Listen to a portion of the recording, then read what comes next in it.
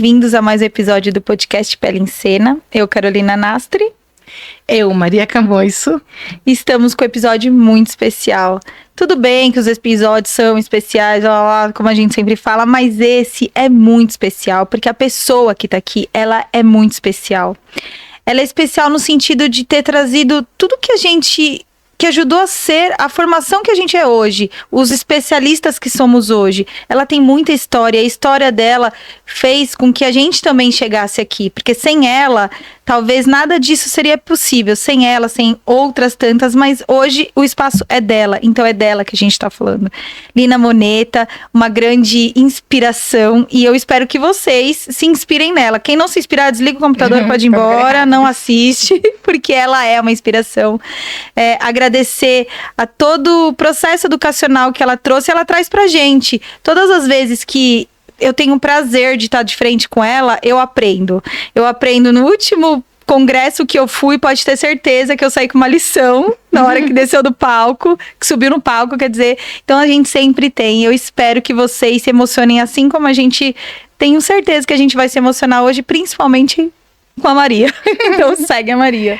Bom, primeiro assim, é de fato um privilégio, né? É muito emocionante estar com você, porque você é uma pessoa de extrema importância, né?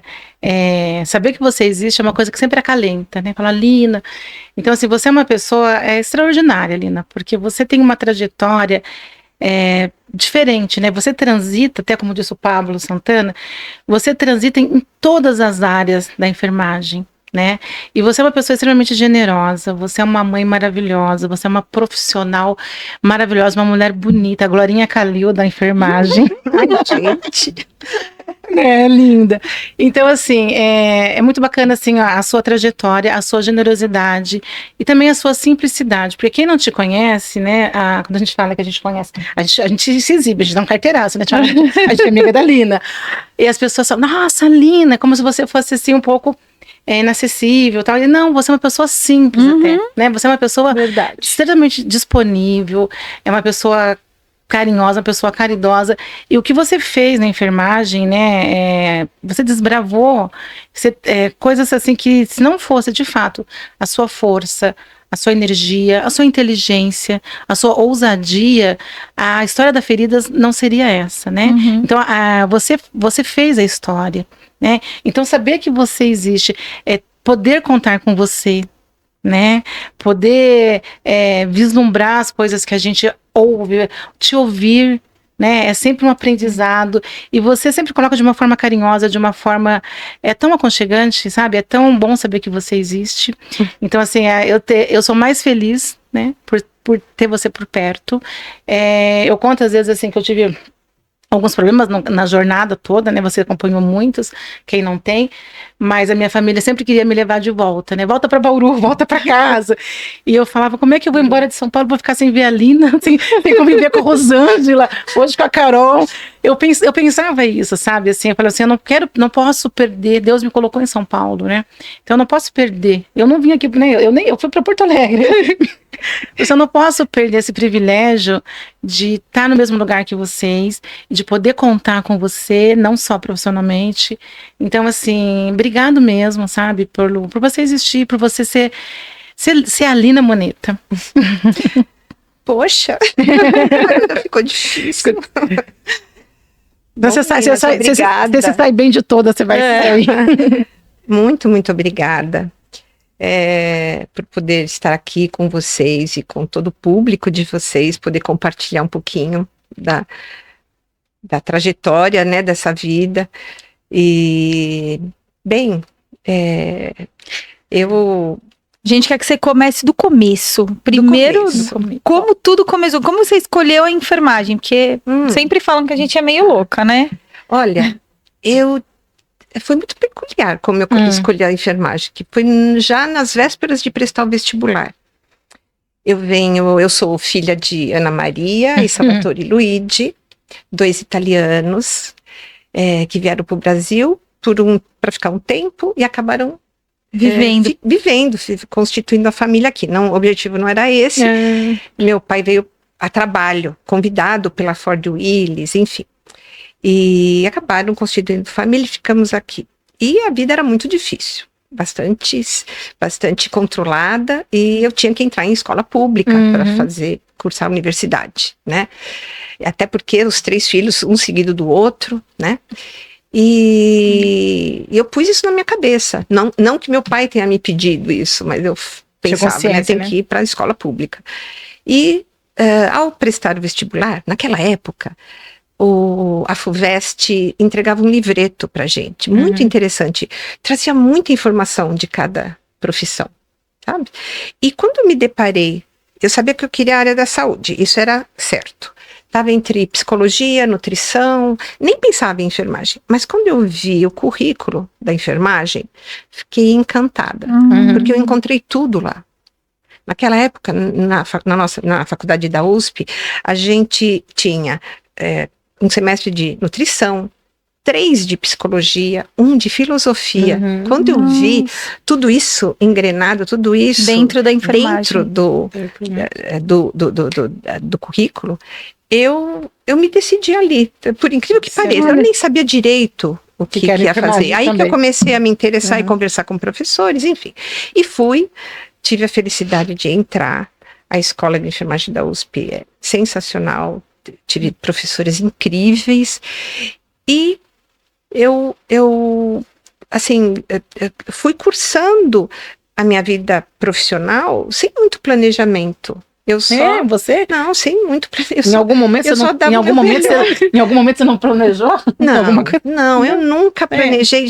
Isso, me perguntam demais isso. Como você planejou essa pesquisa da papainha? E seria mentira se eu dissesse que eu sonhei que ela tivesse a repercussão que teve. Mentira. Eu devo esse estudo, a iniciativa de ter feito, foi graças a uma docente. Olha que legal. Uma professora na aula, né? Maria Celi Campedelli é o nome dela, e que eu saiba, ela está na Itália agora. Depois de aposentada, ela foi para a Itália. A professora Maria Celi deu uma aula sobre curativos. E falou das principais lesões, e ao falar do tratamento, me deixou muito confusa, porque ela pontuou lá uns 3, 4 itens, que era o quê? Líquido de Dakin, é a hora que a gente vai denunciar a idade. Líquido de Dakin, mertiolate, mercúrio cromo, álcool iodado, era o que se usava. Nossa! Não precisa... E água oxigenada. Não peguei água oxigenada. Não, peguei bastante disso. Mas é resquício, porque o Ministério da Saúde proibiu. Eu peguei, era pequenininha. No Brasil ainda demorou para ser retirado aquele carrinho de curativo, a motolia de tudo isso, não é verdade? Eu tinha um medo daquele carrinho. É horrível. Era horrível. Bom, e na aula, eu fiz muita pergunta. Eu acho que eu incomodei a professora. Eu fui até um pouco atrevida, sabe? Eu falei, mas como que esses produtos tratam tudo? É bem assim, eu lembro até dela me olhar, tipo, como se eu estivesse desafiando ela. Não é possível. Você falou de queimadura, você falou de trauma, você falou de várias coisas diferentes. Na época a gente chamava úlcera, né? Escara até, ainda já se usava. Tem um livreto o primeiro livreto que eu descrevi a técnica do uso do mamão, no título é escara ainda. Bom, enfim. E aquilo deve ter ficado na mente da professora. Dias depois, muitos dias, ela chegou até mim com um recorte da Veja e fez assim: Lina, você que está tão interessada, ficou tão curiosa sobre curativos, vai estudar isso daqui. Me deu o recorte, mas recorte rasgado da uma folha de Veja de 1977. Pensa isso. Nós vamos em 82. Tá? O negócio já era antigo. Porque antigamente você também não participou disso. Como não tinha internet, quando a gente lia um tema interessante numa revista, num jornal, era comum recortar a matéria e guardar numa pasta. Nossas pastas de hoje de arquivo, todo mundo tinha suas pastinhas. E ficava amarela essa folhinha aí, ficava amarela. Eu punha etiqueta, adorava isso. Bom, e eu fiquei com aquilo, a Maria Celi foi embora, me deixou com aquele pedaço de revista, eu li, e era uma matéria muito interessante. Era uma matéria que falava que um cirurgião inglês, Christopher Hood, lembro bem do nome dele, ele estava começando o transplante de rim na Inglaterra. E tinha operado um rapaz que o transplante tinha tido sucesso, nada de rejeição, estava tudo ok, só que fez deiscência cirúrgica. E ele não conseguia controlar a deiscência cirúrgica com os antibióticos da época. E ele se recordou de um estágio que ele fez na África, presta atenção, que os índios usavam uma fruta para tratar ferimento. E ele numa época em que nem tinha mamão na Inglaterra. Porque hoje a gente tem de tudo, Hoje né? a gente tem de tudo em todo lugar. Em todo mundo você come, né? É uma coisa, é outra realidade. Então eu sei que a matéria dizia que ele pediu para a família conseguiu o fruto, ele usou e fechou a ferida. E isso foi para os tabloides de Londres. E a matéria era sobre isso. E tinha lá o quê? O nome do cirurgião. Mas não tinha o nome da fruta. Mamão, falava que era mamão. Eu achei aquilo incrível. Mas era isso, né? Eu comecei a procurar entender o que tinha no mamão. E aí, ousadamente, eu comecei a pensar em escrever para ele. Eu fiz uma carta com um inglês bem macarrônico, levei para uma professora, a professora Margarete, queridíssima, de pediatria, que corrigiu a carta, fizemos a carta, consegui o endereço dele pela embaixada e mandei, postei. Só que ele nunca respondeu. Até hoje ele não respondeu. E ele nunca escreveu sobre isso. Eu acompanhei ele escreve muito, escrevia, né? Sim. Agora eu não sei mais. Talvez tenha falecido até. Mas ele escreveu muito sobre transplante de rim, renal, e nunca publicou nada sobre Nossa, você ficou esperando nada. Um trabalho dele sobre isso e nada. Só que a curiosidade era maior, né? Então, eu comecei a estudar o fruto, né, a fruta do mamão, aí eu fui descobrindo as propriedades dela. Então, achei um tempão que era vitamina C, porque em 100 gramas de mamão, você tem mais vitamina C do que na laranja. Nossa, aprendendo, né, tem celulose é muito interessante para cobertura de feridas. E, enquanto eu estudava, eu ainda como acadêmica, quando eu via uma lesão que não era uma coisa muito importante no paciente, perguntava para a professora se eu podia usar. Como eu tinha visto que os índios usavam, porque eu fui lendo, procurei na FUNAI como os índios da América Latina usam, se usavam a fruta, descobri que usam, e aí descobri como eles faziam. Então eu já tinha uma técnica primitiva, mas muito simples, né? E tudo aí isso você estava na faculdade, fazendo ainda enfermagem, só que não era igual hoje, que a gente vai lá no Google, ó, e tudo. E hoje com a IA, então, você joga lá e eles te trazem. Você tinha que ir caminhando, né? Por isso demorou. Hoje, talvez, eu fizesse esse estudo com... pé nas costas, né? 3 anos, 4. Isso demorou... Bom, para fazer a tese de mestrado, 15 anos, porque foi retrospectivo, né? Então, assim... eu acho que também você está citando uma coisa interessante. Não era fácil. Não. Mas fazia ter um sabor, sabe? Enfim, isso não me abalava. Dava trabalho. Para você ter uma ideia, para estudar o mamão, eu tive que ir para o Itaú, em Campinas. O Itaú é Instituto de Tecnologia dos Alimentos. Lá eles têm muitos livros, pesquisam muito sobre alimentos, engenharia de alimentos, tudo é por ali. Então eu fui para Campinas, eu ia com a minha mãe para ficar na biblioteca. E a minha mãezinha ficava lá esperando e eu ficava... Isso você tinha 20 e poucos anos? 20 e poucos, eu estava na faculdade. Então, mas era uma época que tudo era mais difícil, assim, de relacionar a transporte, a comunicação, a tempo. Olha como o seu desejo era bem maior. A gente tinha medo de estar tão longe. Sim. Viajar, né? Viajar, fazia no ônibus, assim, sabe? Que legal, né? Eu sou filha de imigrantes, eles são muito apegados. Eu tive uma criação muito assim, todo mundo muito juntinho. Família italiana. A minha mãe é igual a galinha com os pintinhos. Medo do mundo, né? Exatamente. Mas isso foi uma etapa assim de construção da base desse estudo, mas francamente nessa época era só curiosidade, era um espírito, uma curiosidade e tinha uma vontade de fazer uma coisa séria, né? Então, por isso, eu fui atrás de fontes sérias. Sim. Sentei com esse médico, fui na FUNAI, me aprofundei na fruta, comecei a visitar a Faculdade de Química na USP, porque aí eu descobri que tinha uma enzima no mamão. E eu não entendia nada, apesar de ser Sim, técnica lógico. em química, sou técnica em Ah, química. Sério? Ai, Mas que que ela legal. facilitou, sem dúvida, É.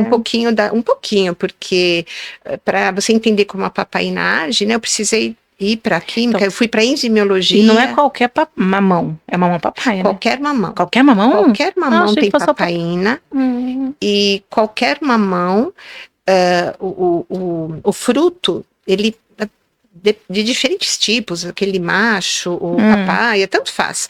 Ele, enquanto ele se desenvolve, ele aumenta a quantidade de papaina dentro do fruto. A partir do momento que ele adquire o tamanho dele, aí ele começa a maturar. Então, na maturação, começa a cair a papaina. Quando a gente come o mamão que está macio, bem laranjinha, Saboroso. Uhum. ele quase não tem mais papaina. Por isso que para amaciar a carne, eles pedem para a gente cortar perto da casca e de preferência um mamão verde, né? Pega ele Sim. bem Vocês na já parte tiveram mais essa verde. Já. orientação? Já. Usa mamão, um pouquinho de mamão Já. em cima do churrasco, que você vai ver, vai virar tudo filé mignon. E amacia até demais, até desintegra. Se você pegar um mamão verde, cortar fatias por em cima de uma carne de churrasco, se você deixar muito tempo, ela fica até muito Fácil de muito desfazer na quebrada. mão. Ela se Vira uma amolece carne de demais. Não só amacia, como amolece, tá? Olha só. Uma pergunta, então nesse meio do caminho, quando você ainda estava fazendo seus estágios, que você via a ferida e falava, professora, posso usar mamão? Você pegava a fruta mesmo? Eu pegava a fruta, eu ia na nutrição, né? Primeiro, eu tinha todo um cuidado, né? Então, eu falava com a minha professora, dependendo do estágio que eu estava fazendo, pode ou não pode. Eu lembro que no Dante Pazanese foi um campo incrível, porque o motivo da internação era a cirurgia cardíaca, mas aquela deiscenciazinha da perna, da safené, não era um objeto de preocupação para ninguém. Não. Então, eu queria cuidar daquilo. Aí era mais fácil. Uhum. Ou lesões por pressão, que também é um problema eminentemente da enfermagem, e que anos atrás não tinha toda essa preocupação que hoje, felizmente, todos têm, a instituição tem, a população tem, o enfermeiro tem. Né? Nessas lesões eu consegui atuar porque não havia tanta restrição. E eu ia até a nutrição, conversava com a nutricionista responsável, aí ela me providenciava um mamão verde, eu não trazia de casa, tudo dentro do hospital. Desenvolveu uma técnica para controlar, né, os objetos usados, tudo estéreo, tudo controladinho, fatiava. Eu seguia o passo a passo dos índios, porque era o que eu tinha de referência. Que legal! Né? E enquanto isso, na enzimiologia, lá numa unidade que tem dentro da química da USP, eu comecei a assistir aulas. Aqui os professores, eu contei para os professores meu interesse, não era nem uma linha de pesquisa, não era disso ainda. Não era científico. Você nem pensava nisso, né? Nem pensava nisso. Você queria entender, você queria entender Queria entender, e eles abriram as portas. Professor Abraão, um queridíssimo, e anos depois ele foi convidado para minha banca, como suplente. Nem precisou ir, que a professora Kaliri pôde vir da USP de Ribeirão, mas ele era um suplente. E, enfim, eu aprendi muito, e aí eu comecei a entender que era a tal da papaina. Que legal. Por incrível que pareça, os trabalhos que eu consegui levantar nos índex eram russos, naquela época, soviéticos. Nossa, né? Ai, meu Deus, era a isso? única coisa que tinha linkando papaina com cicatrização. Eram alguns poucos trabalhos russos. Bom, tudo bem, mais um desafio. Aí, mais um desafio. Porque naquela época a gente estudava, fazia busca de literatura em índex médicos, né? Então aqueles livros imensos, a gente ia para a biblioteca, passava tardes lá, né? Pesquisando, era na unha, você ficava procurando, aí de lá você pedia o artigo para a bibliotecária, como eram russos, demorou muito para chegar, e quando chegou só tinha o abstract. Não tinha, eu não tive o conteúdo, eu tive que pedir. Isso, gente, sem exagero. Deve ter levado um ano, ou mais que um ano. Você nunca desistiu, né? Não. Nunca desistiu. Não. Teve a persistência da enfermeira, né? Teve 2 momentos importantes, que eu quase engavetei tudo, se vai cansando um pouco, Sim. né? Tudo, como você disse, era muito demorado, era muito difícil, então você com outros planos, né? Tava casando, enfim. A vida segue, né? A vida segue também, em paralelo, fazer tudo isso tocando a vida normal. Sim. E um dia o meu atual marido, né, meu namorado, então, Roberto, quando eu contei para ele, eu lembro muito bem da carinha que ele fez quando eu mostrei, e eu já estava quase engavetando aquilo, né, e ele ficou encantado, né, ele falou, na época era biomédico, foi antes de fazer medicina, ele olhou e falou, nossa, né, que legal, e aquele olho dele me deu um gás, sabe, sim. Pensei assim, nossa, eu não posso abandonar isso, tem que continuar. Que legal. E continuei. Ainda bem que ele fez isso. Foi um momento. Anos depois, eu também dei uma encostada e um paciente lá do Oswaldo Cruz, eu trabalhei 15 anos no Oswaldo Cruz. Quando eu entrei, o hospital tinha a filosofia de que se o paciente adquirisse uma lesão por pressão no hospital, ele ainda ficava para tratar essa ferida, com as custas do hospital. Nossa. E eu achava aquilo incrível, porque eu tinha um paciente que tinha uma lesão grande, sabe? E eu pensava, nossa, a gente tem que resolver isso, né? Então isso também, eu falei assim, eu acho que isso vai dar certo. E nele, como ele já estava meses ali, eu tive facilidade de usar. Quando eu usei uma mão, nele eu usei a fruta.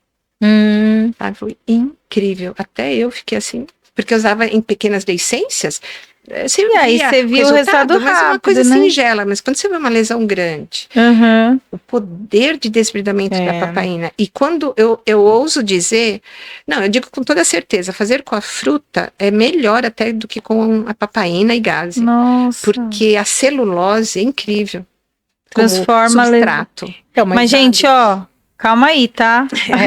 Calma aí, tem que ir com calma. Claro. Porque é uma fruta contaminada, né? Tem toda uma técnica que tem que ser seguida, né? Cuidados, né? Com o fruto antes de abrir, como conserva na geladeira. Não era peguei na feira e fui fazer, né? Você organizou todo um sistema para poder usar. Isso foi numa época... Pré-papaina. Pré-papaina. Eu nem sabia como eu ia conseguir a papaina ainda. Foi assim que foi a sua experiência, né? Foi assim que se tornou. Não que não possamos sugerir. Eu até posso dizer para vocês assim, se você estiver num lugar que você não tem acesso, né? Não tem acesso a um serviço de saúde mais seguro, você tem que se virar com o que tem lá. Até para a população leiga, né? Eu acho que é bacana a gente dizer, né? Primeiro cuidado, limpeza. Então, você sofreu um trauma, né? Você, primeira coisa, antes de mais nada, limpeza e estancar o sangramento, né? Primeira coisa. Então, se for necessário, você deixa protegida essa lesão para não ter sangramento nenhum, protege, e o dia seguinte, você, se não tiver outro recurso e tiver uma mão verde, mas começando a amadurecer, é o ponto ideal. Bem durinho ainda, você escova bem o fruto, fatia, tira a casca e as sementes. E com aquela fatia, aquilo que você comeria, que é a polpa do fruto, você cobre a ferida. É só isso. E põe gás ou matadura e troca a cada 24 horas. Pessoas que se perdem, esses dias os meninos que se perderam na trilha. Exatamente. Que fica pensei nisso, acredita? Pessoas que ficam, né, sei lá, na mata e tal. Não foi só ele, temos ciclistas também que ficaram aqui uma semana. Sim, existe um bom episódio. Gente, eu já tive paciente meu que, exatamente, em trilha, em viagens assim, mais radicais, né? Que se salvaram. Lina, como é que usa? Porque eu não sei, legal. Você punha a papaina, não tem ideia, eu sei que é de uma mão, eu tenho uma mão aqui e tal. Olha. E super tranquilo, só recomendo que nunca use com lesão em sangramento, porque a papaina é fibrinolítica, ela estende, não provoca sangramento, mas estende esse sangramento, tá? Dá pra levar uma mão no kit de primeiros socorros. Mas é um conhecimento popular interessante, fundamentado, né? Bom, descobri que era papaina. Aí a missão era conseguir a papaina. E consegui um fornecedor de papaina. esse fornecedor não vendia como hoje a gente pede sachê de 1 grama, sachê de 2 gramas. Hoje é um conforto, né? Naquela época era tudo muito mas diferente. é um conforto porque você desbravou isso, né?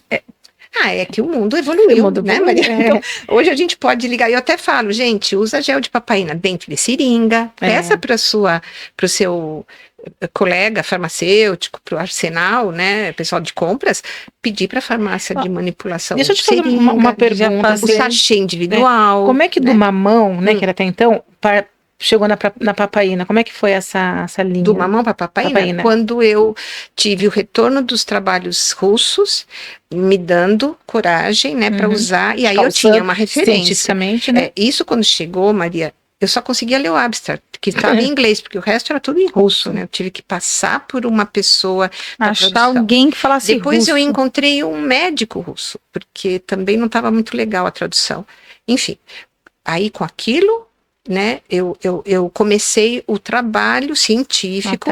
A professora Jacira, que me ajudou muito lá da saúde pública, me ajudou a transformar aquilo. Nessa altura eu já tinha vários casos, né? E nós compilamos isso. Eu apresentei num congresso brasileiro de enfermagem no Rio de Janeiro. A essa altura eu já era formada, recém-formada. Nossa. E a Gelsi da Johnson estava lá promover uma das... A famosa Gelsi. Todos falam dela. A professora Vera falou dela. Todo mundo fala. A gente tentou achar Gelsi. Cadê Gelsi? Não encontramos. Gelsi, vamos tentar localizar. Eu ia amar revê-la. Vamos tentar localizá-la. Se ela estiver ouvindo, alguém souber da Gelsi, avisa a gente, porque a gente está tentando procurar. A gente está procurando, já sei o nome completo dela. Gelsi Maria Zorbeta, alguma coisa assim. Sim, é alguma coisa assim. Isso. A gente tentou encontrar, não achei. Tá. Enfim, nesse congresso que foi no Rio de Janeiro, né, eu inscrevi o trabalho. Primeiro foi uma alegria quando eu recebi a carta confirmando para apresentar o trabalho. Para mim já estava ótimo. Quase não fui na noite de premiação, quase não fui. Estava cansadinha, ia ficar no quarto. Eu não ia, porque era noite. Eu não ia. Você nem imaginou? Nem imaginei. Tantas recém-formada. Pessoas. E ganhou o primeiro lugar. Nossa. Ganhou o primeiro lugar. Eu estava lá atrás, eu lembro que estava lá atrás, o auditório, a Gelsi, Lina. Você nem caiu a sua ficha na hora, né? Eu fiquei assim, sabe? E lá havia jornalistas. Nossa! E a jornalista da Globo achou o máximo aquilo. Sim, diferente. Aquilo disparou de um jeito. Hoje as coisas são rápidas, mas naquela época não era. Eu até assustei, porque estava nos jornais, tipo Folha inteira, Folha de São Paulo, o Estadão, SBT, Globo, saía em todo lugar. Nossa, a questão, o que saía? Uma pesquisa sobre um fruto... Não, mas eu acho que saía assim, né? Uma enfermeira brasileira. Nossa! Não era, o foco das entrevistas não era falar enfermeira, né? Mas mesmo assim, saía, né? Que o foco uma enfermeira brasileira descobriu, né? O assunto era interessantíssimo, né? Nossa. Feridas é interessante, né? Mas nessa época... Nessa época que não se tinha muita coisa. Gostar de feridas, né? Mas esquisito, mas as pessoas tinham. Talvez era uma preocupação que muitos pacientes tinham, né? Porque ninguém quer sofrer com uma ferida. E aí alguém que descobriu alguma coisa, nossa, deve ser. Foi revolucionário. Assim, aí na minha carreira, a essa altura, eu já estava no Oswaldo Cruz, primeiros anos de hospital, né? E foi assim, a Lori Cecília Marques, trabalhou com minha a Lori, né? Queridíssima, assim, uma pessoa que é uma persona. A Lori é uma enfermeira, é a Flora em si, para mim é a Flora em si. Eu conheci a Lori também. No Brasil. Ela tinha uma visão extraordinária, uma mulher visionária mesmo, de uma generosidade, sabe?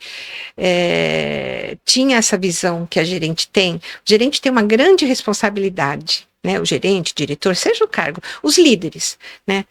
Eles podem fomentar, ajudar, acelerar o desenvolvimento das pessoas e da instituição, ou frear, impedir, amputar, sabe? E ela era uma pessoa que só ajudava. ela ajudar. Quando ela viu a repercussão, ela me deu um box, para receber as pessoas no pronto atendimento. Eu tinha um box. Uma salinha. Não era uma salinha, era um box. Começou com um box.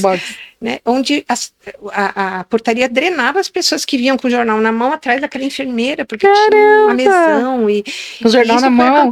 Com o jornal procurando você. Eu também fui essa do jornal, por isso que eu falo que para mim é muito gratificante eu conviver com ela, porque eu lá, essa notícia do jornal. Eu lá no Sul, eu também andava com o jornal na mão, porque eu achava o máximo uma mão, papai, mamão, uma enfermeira. Eu também guardei o recorte do jornal por muito tempo. Então, vir a te conhecer, você imagina assim, né, como era uma coisa extraordinária, olha, né? Eu tenho que dizer isso para todas as colegas.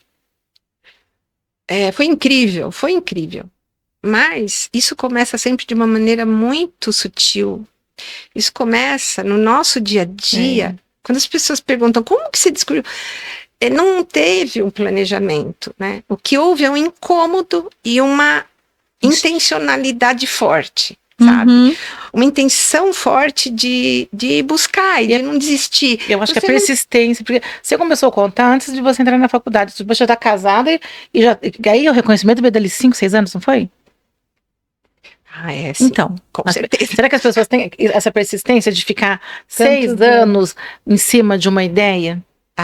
Para tese, Maria, demorei 15. Então, foi uma vida. Aí a gente te vê hoje. Mas isso devido a gente te vê formosa, bonita, aqui a gente fala, olha, né, que sorte que você tem na vida, né? Então a gente gosta de mostrar a história justamente para a gente entender, nada por acaso, as coisas não são instantâneas como parece hoje. É uma construção de... Né? Algumas mas não é difícil. Coisas podem até ser, mas eu queria muito deixar essa mensagem, sabe? De que a enfermagem entenda que tem mas tanta matéria-prima a ser pesquisada, sabe? Seja dados clínicos, né? A enfermeira lá do dia a dia, a enfermeira de um ambulatório, a enfermeira de um setor, ela pode pesquisar desde a estatística, desde de recursos, né?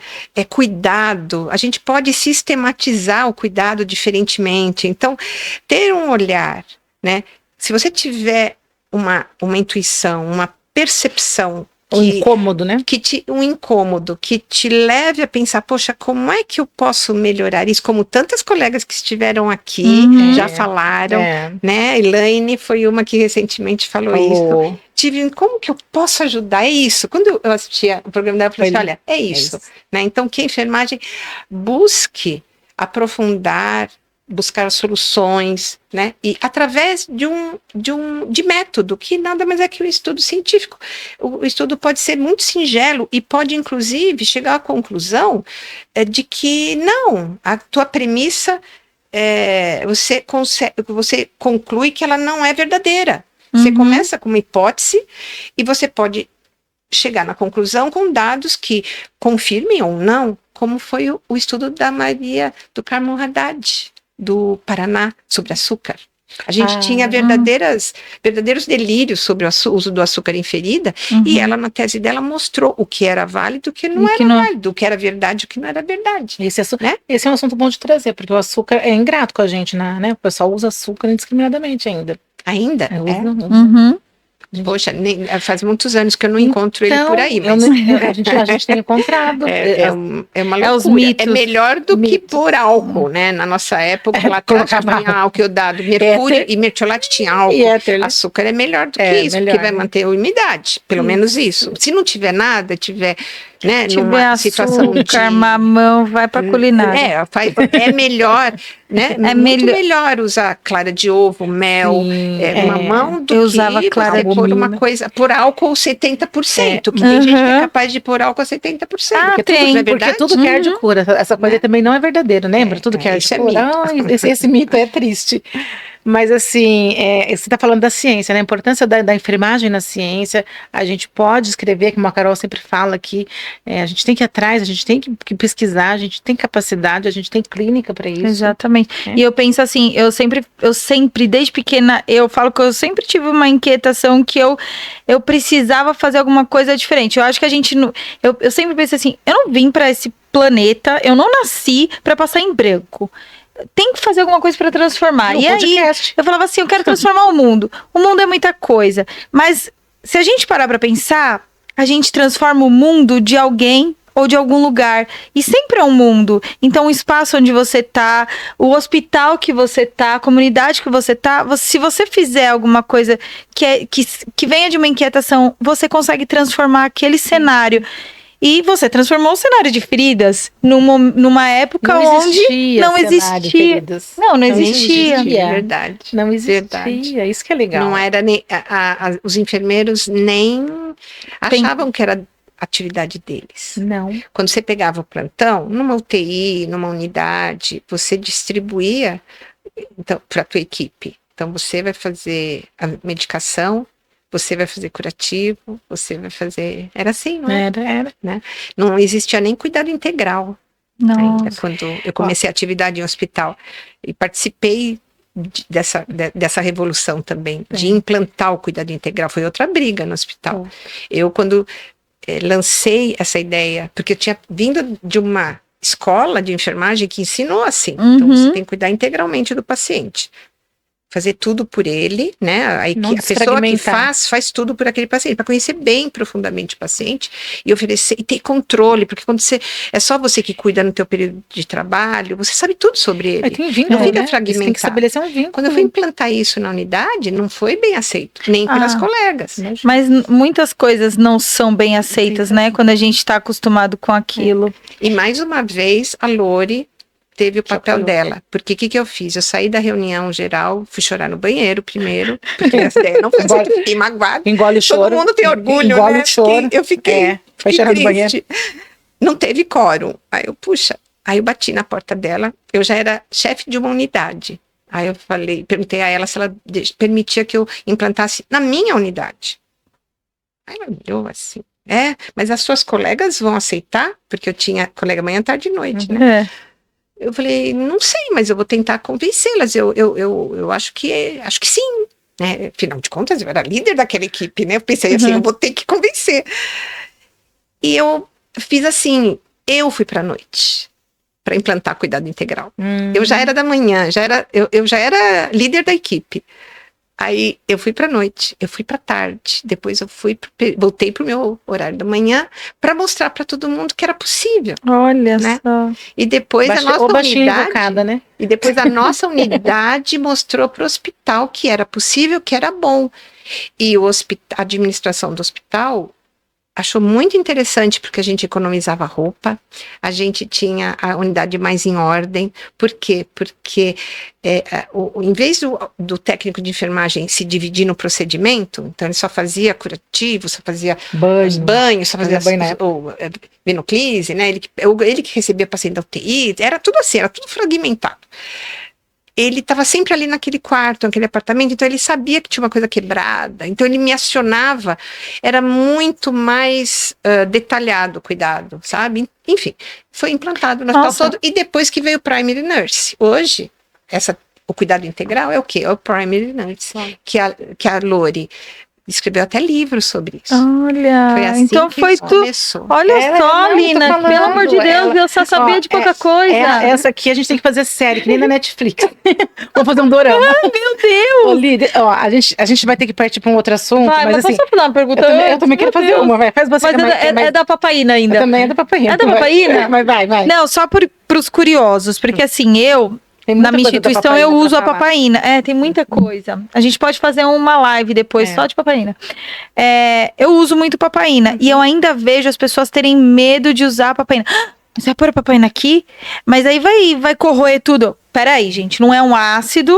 A gente não vai corroer. Tem percentual, né? Não, o pessoal fica com medo da gente usar qualquer concentração que seja de utilizar e deixar. Aí você vai deixar 24 horas, mas não vai comer todo o tecido, não vai comer a pele ao redor. Eu falei, mas eu tenho que ser um ácido sulfúrico, sei lá que ácido. Não, calma aí, gente, pelo amor de Deus. Então as pessoas têm muito medo. E elas deixam de usar a Papaína com medo. E assim, a Papaína ela não tem só a ação de desbridar, né? Ela tem uma ação de bactericida também, né? É suave, bem suave. É. A literatura é pobre, nessa questão da análise antimicrobiana dela. Tem um estudo da USP Ribeirão que testou, mas testou in vitro, tá? Eu nem considero ela uma substância antimicrobiana, tá? Porque não tem. Isso, olha, dá um trabalho lindo, né? É mesmo. Dá um trabalho lindo e fácil. De desenho fácil, né? Bom, mas o que eu posso dizer brevemente é que a papaína não oferece, como qualquer produto, ela tem a sua indicação e contraindicação. Eu já falei em uma aqui, você não usa em lesão que está sangrando, que tem facilidade para sangrar, como um tumor vegetante, por exemplo. Você não usa papaína em tumor. Você pode usar quando tem muita necrose, mas tem que ficar bem de olho, porque se sangrar, ela vai dificultar que estanque o sangramento, é isso. Não é que ela vai provocar sangramento, que fique claro. Ela é fibrinolítica, por isso. É que isso as pessoas têm muito medo, mas ela sangra. Não. Mas não é que ela faz sangrar. Não. Entendi. O que acontece é que quando ela termina o desbridamento, uma das ações dela, ela é um excelente anti-inflamatório. Chegou a ver até medicação VO com papaína, como não me recordo o nome certo, tromazin, acho. Tinha papaína na formulação. Que legal. Nem sei se esse medicamento ainda é veiculado. Mas o que importa é que ela tem uma ação desbridante fantástica, uma ação anti-inflamatória muito boa. E existem estudos que dizem até que a produção da cicatriz realizada com o uso da papaína alinha mais, também pela ação anti-inflamatória, né? Ajuda a haver um reparo mais esteticamente perfeito. Isso eu constatei na minha vida, usando em pessoas que já tinham queloide, pessoas já com queloide no corpo, que fizeram uma cicatrização linda, com uso, em lesão importante, de área grande, e que não tiveram com o uso da papaína, tá? Mas não é um trabalho, isso não tem uma evidência forte também. E a questão de ser perigosa é um equívoco de quem não conhece, não leu sobre a droga, né? É uma enzima proteolítica. Ela vai quebrar a proteína que não for viva. Ela não tem poder sobre o tecido vivo. Existe uma substância no plasma, chama alfa-1 antitripsina. Essa alfa-1 antitripsina inibe as proteases, inclusive a papaína. Então você percebe que se você passa no tecido são, o que você tem é um desbridamento instantâneo, que inclusive na minha clínica, nos pacientes que eu utilizo, eu uso muito para fazer aquele desbridamento pontual, sistemático, que a literatura recomenda em lesões de grande porte ou que tem uma tendência a se cronificar. Isso está muito bem sedimentado na literatura, que a gente faça desbridamentos pontuais, sabe? Não tem um período muito claro, mas entre, o que eu vou dizer, 15 e 20 dias, promover um desbridamento na sua lesão, quando ela, principalmente se você perceber que ela está estagnada, aí é necessário. Se você estiver fazendo a tua parte, o paciente a dele, e a lesão está toda limpinha, mas estagnada, promover um desbridamento com papaína, sem papaína, não tem problema. Existem produtos, coberturas que promovem desbridamento, até o autolítico, usando um gel é suficiente, né? Mas a papaína é rápida. Isso que eu percebo. Você usa e você... Que às vezes mesmo com gel, né? Eu mudo para papaína e percebo uma mudança. Eu vou mudar minha pergunta, porque vou deixar a que eu ia fazer para outro momento da live. Sobre a concentração, isso acho que é uma coisa interessante que a gente fala um pouquinho assim só. Se a lesão for toda, tiver o leito, né, estabilizado, a concentração deve ser de 2%. E se ela estiver totalmente recoberta por esfacelo, 10%. E a partir desses dois parâmetros, você navega, né? Se a tua lesão tem metade da área com esfacelo, eu recomendo aí uns 5%, 6%. Por que não 10%? Vai acontecer alguma coisa? Não. Vai corroer? Não. O que vai acontecer é que pode ter um sangramentozinho na área que já está granulando. A área vitalizada tem muitos vasinhos neoformados. Eles são tamponados por coágulo. A hora que toca na papaína, pode haver um pequeno sangramento, mas que estanca. Então porque o ferro do sangue inativa a papaína também. Então, assim, tudo isso já está descrito, relatado, né? Mas as pessoas nem sempre leem. Não, Então, eu acho que é isso. é isso que falta. As pessoas têm Querem medo coisa porque elas pronta. colocam a papaína num tecido que tem um pouco de necrose, um pouco de tecido de granulação, olhando, vê isso, né, de tá desbridando e ao mesmo tempo tá sangrando e já pronto. Então tá corroendo o tecido que tava granulando. Pode ser, Então, né? acho que as pessoas se Marina, assustam, mas eu vou falar uma mas é coisa, falta de Carol. conhecimento. Quem usa Uhum. Sabe.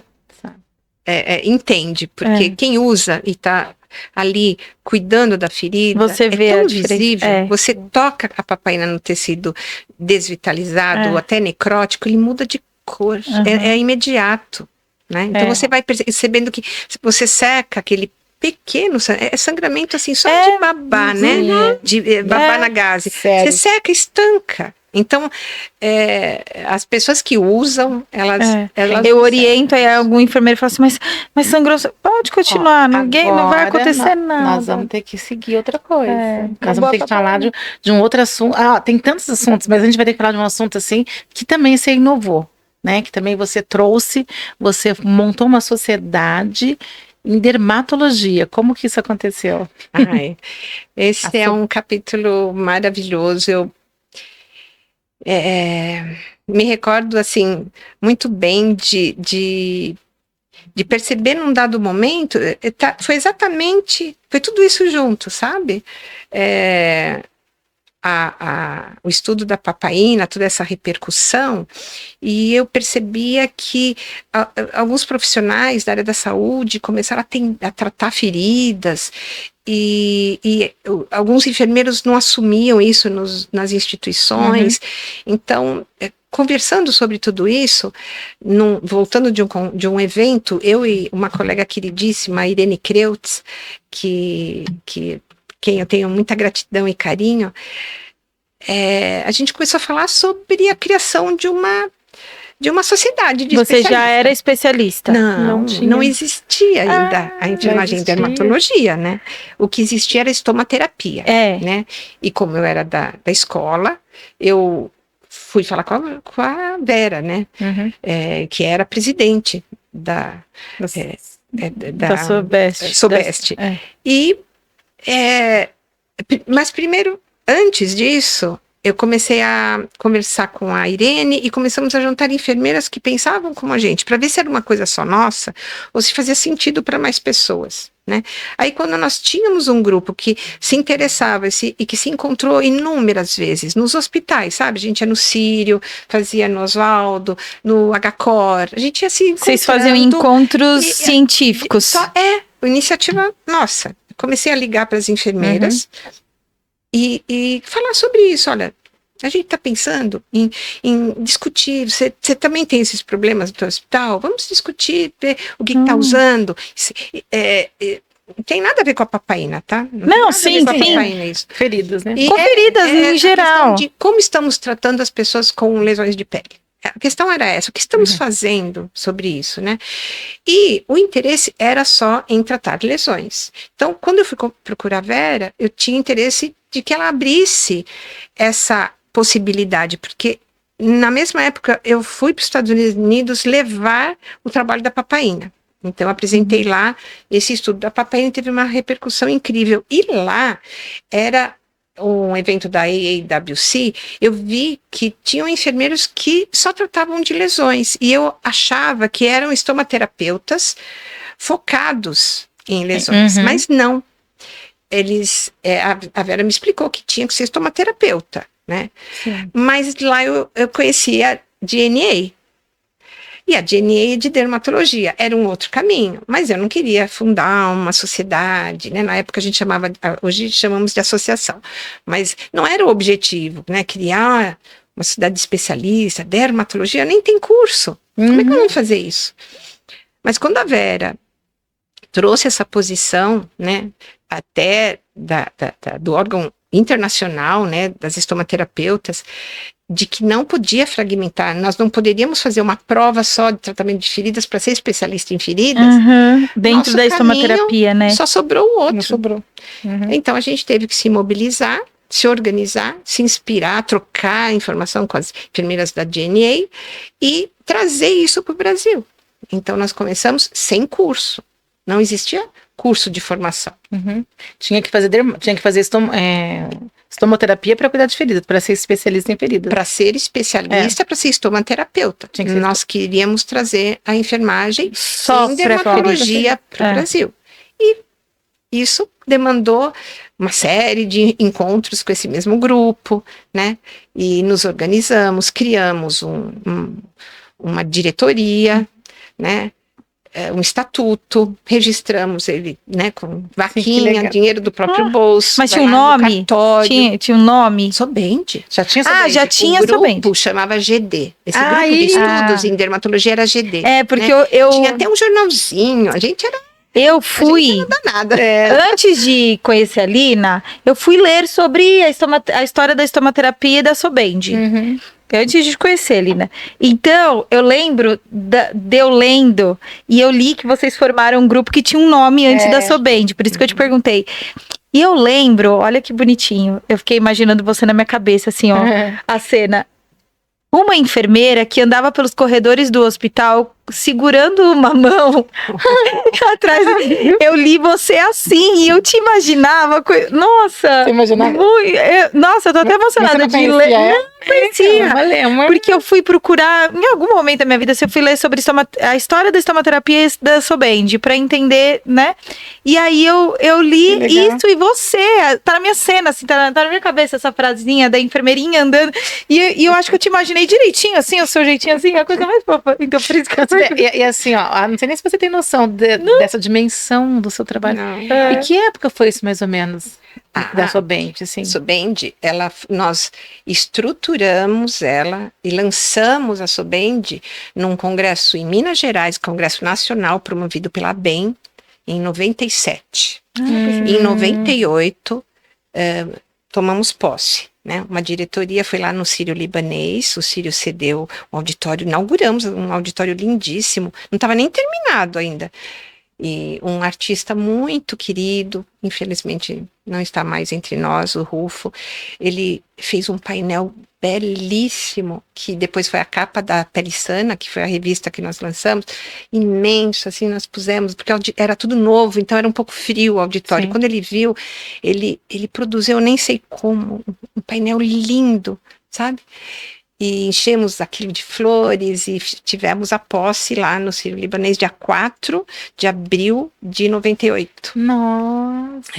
E lá começou. Que legal! Hoje nós já estamos há 28 anos, né, trabalhando. E é incrível, porque quando eu lembro, né, que coisa ousada, né, porque não havia formação em dermatologia, não havia nem assim, um interesse muito forte na categoria. Da enfermagem eram sempre as mesmas, não era cardiologia, ou era, nem acho que era... Cardio, obstetrícia, eu sou obstetriz, eu fiz obstetrícia. Eu também. Era as fortes, né, na época era. Sim. Mas... nós começamos só em São Paulo, eu tive que assumir a presidência 3 vezes, porque não tinha, né, assim, não tinha sucessão. Não tinha muitas enfermeiras tão especialistas, né? Tão interessadas. Mas assim, ó, esse é um papel importante do nosso canal também, porque até aqui em São Paulo as pessoas pensam, primeiro que as pessoas nem sabem direito muito sobre estomaterapeuta, mas quem fala...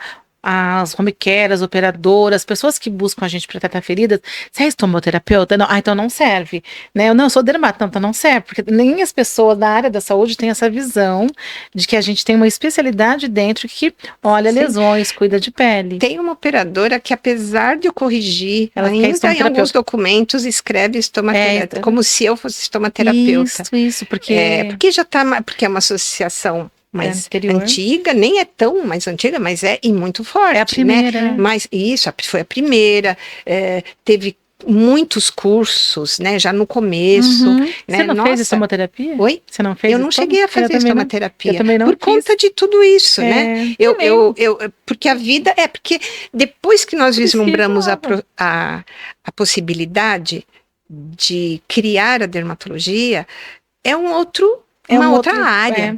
né? Então, a dermatologia inclui tratamento de feridas, mas a dermatologia, né, e nós defendemos muito isso na Sobend, ela busca entre enfermeiros, né, fomentar, estimular entre enfermeiros e estudantes do país todo, né, as melhores evidências, as melhores práticas, né, de cuidado na área da dermatologia. Então, Lesões o de pele, objetivo é, primeiro, promoção de saúde da pele, né? né? Então, prevenir, manter essa pele o mais saudável possível, principalmente quando você sabe que o paciente vai passar por um procedimento difícil, por exemplo, um transplante de medula. Então, a gente tem todo um trabalho com esse paciente, porque você sabe qual vai ser a experiência dele, né? Então, a jornada dele é longa e na jornada ele vai fazer uso de algumas drogas que vai detonar essa pele.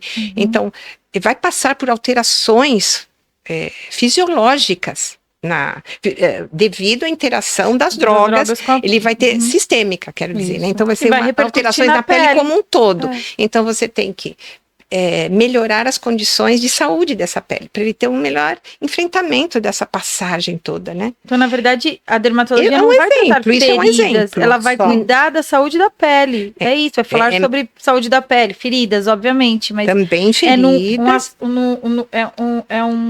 Uma coisa mais ampla. Não fica restrito a feridas. Não, de maneira alguma, ao contrário. Né? A gente diz, né, que a gente não gosta de feridas. Então, assim, a Marilena fala isso. Na descrição, ela é a última, porque a gente trabalha para promoção de saúde, né, para educação da população. Então, hoje, uma coisa muito forte que tem tomado quase que todo o meu tempo em programas de educação para os pacientes e cuidar de seus cuidadores. Isso é uma coisa muito séria, porque hoje em dia, a população está nas mãos, muitas vezes, de pessoas leigas, né? Principalmente quando pensamos em idosos. Então, o idoso fica confinado no seu domicílio, com cuidadores que nem sempre têm alguma formação. Alguns têm, mas é muito... Mas o curso de cuidador, ele não é um curso... Não tem categoria. Não. E né? alguns são muito rasos. De são muito 2 semanas. Simples. Então, não tem condição daquela pessoa entender. Então, ele precisa de um mínimo de informação e de treinamento. Então... nós nos preocupamos muito com a educação do autocuidado da pessoa, então para a pessoa aprender a se higienizar adequadamente, se hidratar adequadamente, se proteger adequadamente, né? Outra questão muito importante na nossa área, fazer diagnóstico precoce das alterações cutâneas. Então, tem gente passando creme hidratante em varicela, em piodermite, em herpes, né? Tem gente tratando, assim, isso é muito sério, né? Então, assim, você está tratando uma pessoa com múltiplas lesões, as lesões estão acontecendo na sua frente, tem alguma coisa errada, né? Por que está acontecendo? Por que está abrindo? Mas por que isso não melhorou? Eu estou fazendo tudo isso, mas o que é? É o cuidado? É a cobertura? É o paciente?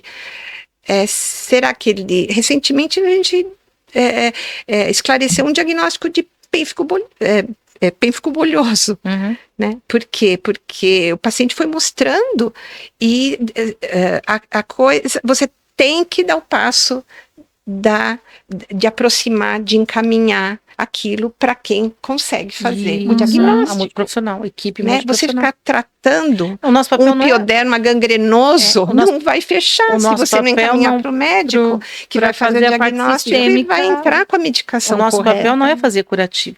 Pelo amor de Deus. Fazer curativo, até o Google faz, né? O Google indica como é que você faz.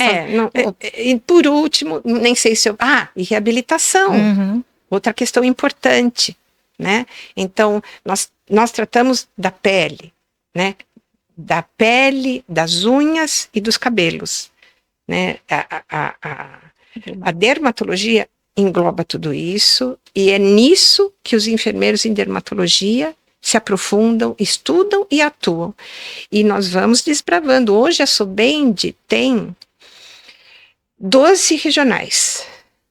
Nós começamos aqui em São Paulo por muitos anos, era só São Paulo.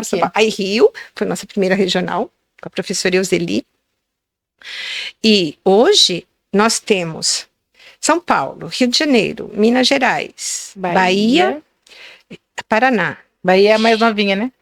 Não, não é mais novinha. Não? Não, nós temos até. É que ela já está há um tempo, ela ficou um pouquinho assim, sem atividade, mas ela tanto que a gente teve a Rose Davi presidente. Ah, Rose.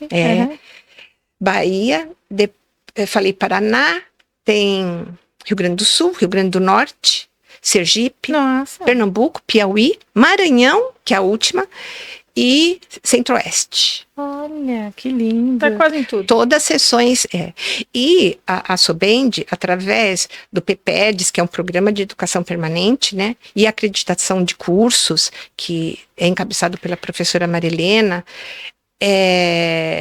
as ações se multiplicam. Então, é reunião científica, séries, congresso, né?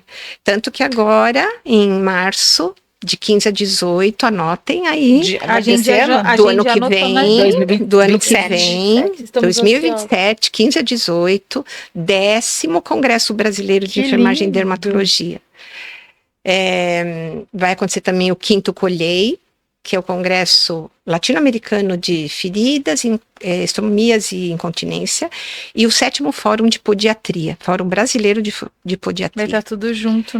Vai ser isso tudo vai acontecer em 2027. Aracaju. Não, é um ano de ansiedade. Um ano. Eu vi quando lançou o vídeo, nossa, super bonito, né? Eu amo Aracaju. Quando eu vi a data, eu falei, poxa, eu vou ter que esperar um ano. Mas tem que se preparar, trabalho, né? Não é? Vocês têm que levar a experiência de vocês. Vocês podem compilar, podem ver dentro das suas práticas. Dá tempo até de analisar dados e levar a experiência.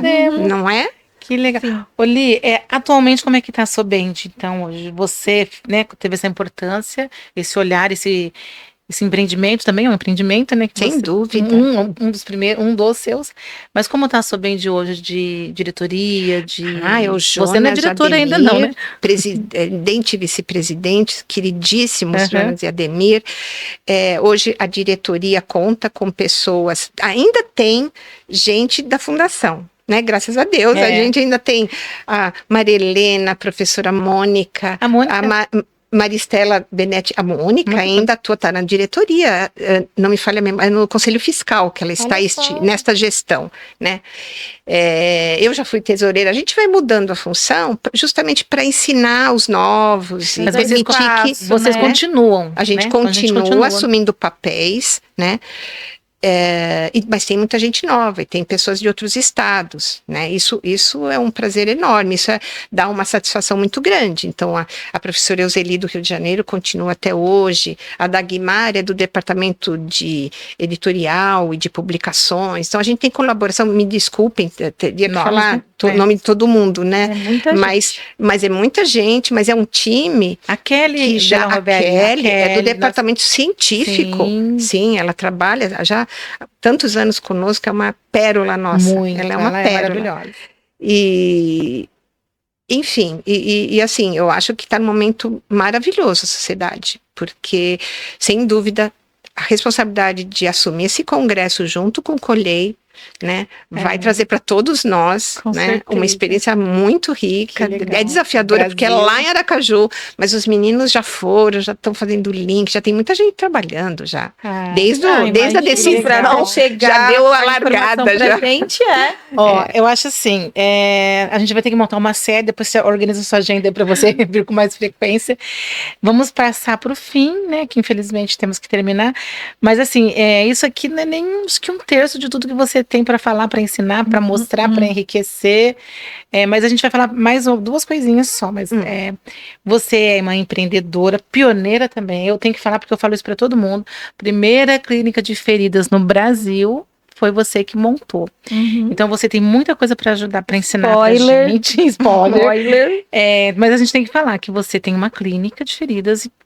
Mais coisa que você tem, você quer falar mais um pouquinho? A gente deixa para outro momento. A gente deixa. Tem um spoiler aí, a gente vai ter este momento. Mas acho que seria legal você falar mais um pouquinho, né? Assim, toda essa sucessão de eventos, né, me levou a me distanciar, a romper a minha carreira hospitalar. Não que eu tenha cansado, eu amava o que eu fazia. A instituição onde eu trabalhei me ajudou muito. Né, as pessoas, lógico, né, que estavam comigo foram assim maravilhosas e me respeitaram, me estimularam, me acolheram sempre.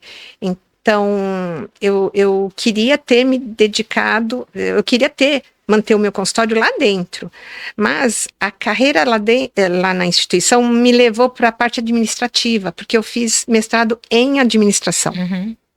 Quando eu escolhi a área, eu escolhi administração. E aí, sabendo disso, o superintendente tinha interesse de que eu contribuísse mais na parte administrativa e me chamou para uma promoção. Só que eu ia ter que me distanciar da prática, da assistência, né? Até perguntei para ele, nossa, mas seu Gunter, e o ambulatório que eu atendo? Porque eu atendia fora do horário de trabalho, trabalhava 8 horas e ficava 3, 4 horas atendendo paciente só de lesões, né? Aí, não vai dar para você pode pôr um técnico, não vai dar para você continuar, porque era um cargo de confiança, não tinha limite de horário, né? Aí naquela hora, assim, eu decidi que eu ia pedir a conta, mas fui dormir primeiro, né? Dormi pensando, pedi a conta e optei em montar um consultório, né? Então eu comecei alugando uma salinha numa clínica médica e levando para lá. Comprei coisas, porque eu usava tudo do hospital. Eu tinha um acordo com o hospital, que eu atendia fora do horário de serviço. Enfim, nós fizemos um acordo bem de pai para filho. Sim. E eu só sabia que eu ia continuar sozinha. A partir daquele dia eu parecia um passarinho que abriu a porta da gaiola. E não quer sair da gaiola até hoje. Não quer sair da gaiola. Depois de 15 anos indo para Oswaldo Cruz, assim, eu saí na rua e eu não era mais enfermeira do Oswaldo Cruz, era tão estranho na minha cabeça. E aí eu consegui uma sala e fiquei um tempo lá até conseguir a liberação do meu fundo de garantia, porque eu não tinha recurso, né, para montar. Você não monta um negócio sem capital. Sim, Então eu peguei meus fundos de garantia de 15 anos, devo isso ao meu amado esposo, que falou, não, pode ir. Eu falei, você segura a onda? Eu vou torrar isso aqui, né, porque era um dinheiro bom. Eu falei, vou ver sala, vou ver mobília, vou material, tem que fazer estoque. Eu fiz um plano estratégico. A empreendedora, você já tinha até um fundo de caixa, como é que fala? Lógico, é que eu fiz administração, né, eu fiz mestrado, eu sabia que eu tinha que montar um plano estratégico. Sim, plano estratégico, gente. Loucamente querer fazer um passeio. Mas assim, nós vamos fazer um episódio de empreendedorismo. Né? É o próximo. Olha, desculpa te cortar, mas a gente vai ter que... Você quer falar mais alguma coisa, assim? Não, eu só quero agradecer. Antes que eu dei spoiler, porque eu sou boa de dar furo, né? Não, a gente volta. No dia que a gente for falar de empreendedorismo, a gente conversa bastante sobre isso. Acho que os enfermeiros... eu tenho um carinho muito grande pelos enfermeiros que têm essa coragem e essa vontade de empreender na área que for, educacional, assistencial, consultoria, seja o que for. Tem muita coisa. Né? Eu só enfermeiros fico triste... que querem ser youtuber, o que você acha? Do quê? Que querem ser youtuber, o que você acha? Acho que toda iniciativa que promova a saúde é super importante em todos os ramos, desde que feita com seriedade, né, com conhecimento, né, levando as melhores práticas, levando de fato o que é evidência, de fato, né, a gente tem que tomar muito cuidado com a informação hoje para não alimentar isso que a gente está vendo aí nas mídias, né, é assustador um pouco. É o que a gente fala, gente, se embasa em ciência. Hoje, olha como hoje é fácil, né, você precisou percorrer cidades, você precisou esperar anos para chegar um documento para você conseguir, né? Hoje a gente, num clique, a gente tem, lógico, a gente tem que saber onde procurar e a forma que procurar, mas hoje a gente tem a ciência na mão, só não aprende quem não quer. Então, para traduzir, né? Você põe lá o tradutor e traduz. Exatamente. Olha, então, vamos. A frase. Antes da gente terminar, a gente quer que você deixe uma frase ou um conselho. Conselho não, né? Conselho é chato. eu pensando nisso, eu me recordei de uma frase da Giorgia Meloni, que é uma mulher que eu acompanho, que é a premier da Itália, né? E a primeira-ministra da Itália tem umas falas interessantes, sabe? E tem uma que impactou muito quando eu vi. Ela falou assim, nunca procure atalhos, sabe? Os atalhos nos privam do crescimento. Porque quando a gente está numa trajetória, tem sempre a parte difícil, mas faz parte, e é na parte difícil que a gente se transforma, sabe? Com a minha idade hoje, olhando para trás, eu vejo que é exatamente isso. Não é nas férias que a gente cresce, não é na balada, não é no drink, não é aí que a gente cresce, que a gente muda. Faz parte, a gente tem que aproveitar e tem que se divertir, sorrir e ver tudo do lado bom. Mas é no enfrentamento mesmo, no dia a dia, é nas dificuldades que, nesse enfrentar a dificuldade e superá-las, é que a gente constrói o caminho. Olha só, chega no caminho, né? Chega no caminho. Que a gente chega aonde você quer. Exatamente. Então, assim, sabe, esteja inteira, se eu puder dar uma palavra, é que cada um esteja sempre inteiro naquilo que está fazendo. Seja pessoal, seja profissional. Inteiro, sabe? Sentidos, mente e força de vontade, né? E nada de atalhos, porque o caminho é o mais gostoso, né? Aproveitar o caminho que é viver. Né? Que é viver. Então eu falaria, seja Lina. Seja Lina. Seja Lina. Imagina, gente. Desbrave. Seja Lina. Sim, aceite. Aceita, porque a Carol tá vendo pessoalmente aqui. É uma história viva, né? Uma história E eu fico encantada quando eu sento aqui e escuto as histórias. Você abriu mão de quantas noites de sono, você, né? Quantas coisas, e nesse meio caminho, quantas coisas que vão acontecer e vão acontecer, mas você é firme, é forte, é poderosa, é assertiva, bonita. Não, corta tudo. Suspende a água. Mas assim. Tem uma coisa que eu ainda acrescentaria, já que é para falar para os colegas, principalmente para turma nova, né? Que a gente tem que fazer as coisas por nós, sabe? Porque a gente acredita. É pelo outro.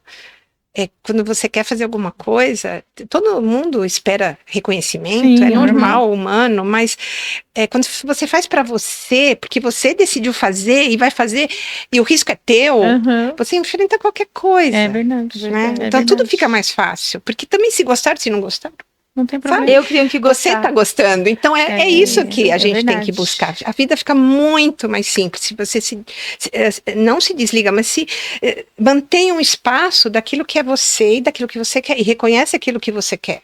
Né? Aí fica legal. Ótimo. Ai, maravilhoso. Eu vou parar de falar então, tá? Então, pode dar o recado. Então, assim, agora nós vamos para o momento do patrocinador. Nós temos uma parceria com a CuidePrev, que é um e-commerce, uma loja virtual que trabalha com produtos na área da saúde, não só curativos, mas vários produtos, né? Na parte de nutrição, fisioterapia, saúde da pele do idoso, a pele do bebê, que eu amo. E usando o cupom Pele em Cena, tem um desconto. E, gente, se vocês gostaram desse episódio, se vocês acham que ele é importante para empoderar outros enfermeiros, outros profissionais da saúde, compartilha esse episódio, manda para aquela pessoa que você acha que precisa ouvir sobre isso. Não esquece de curtir, se inscrever no canal, tá? Porque quanto mais você faz isso, mais você empodera a gente, empodera a enfermagem e traz conhecimento para aquele que precisa. E é isso. Semana que vem a gente tem um outro episódio bem especial. Gratidão. Obrigada. Tchau, tchau.